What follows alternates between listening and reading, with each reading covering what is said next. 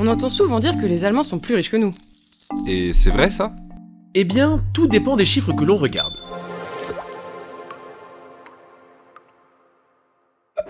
L'une des raisons d'être du PIB, c'est de mesurer l'activité économique des pays et de les comparer.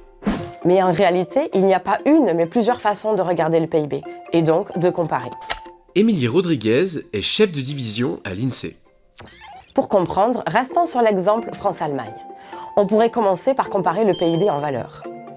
Avec cet indicateur, on voit que l'Allemagne est 1,5 fois plus riche que la France.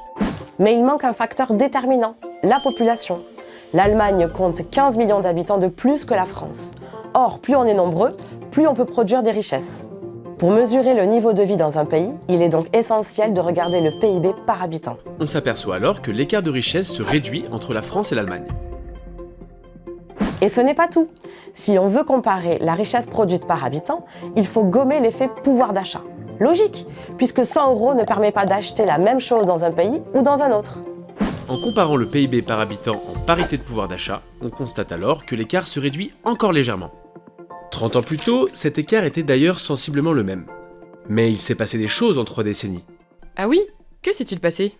Si l'on reste sur le PIB par habitant en parité de pouvoir d'achat, on remarque que sa croissance a été plus dynamique en France jusqu'à la seconde moitié des années 2000. Puis, l'Allemagne est passée devant jusqu'à très récemment. Il y a donc une relative stabilité de l'écart sur la période.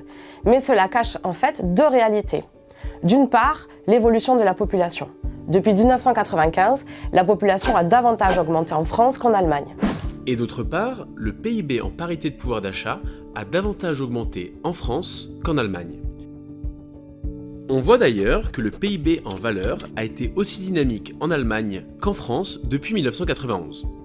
Mais les prix ont davantage augmenté en Allemagne qu'en France. Cela explique que, finalement, le PIB, en termes de pouvoir d'achat, a cru davantage en France.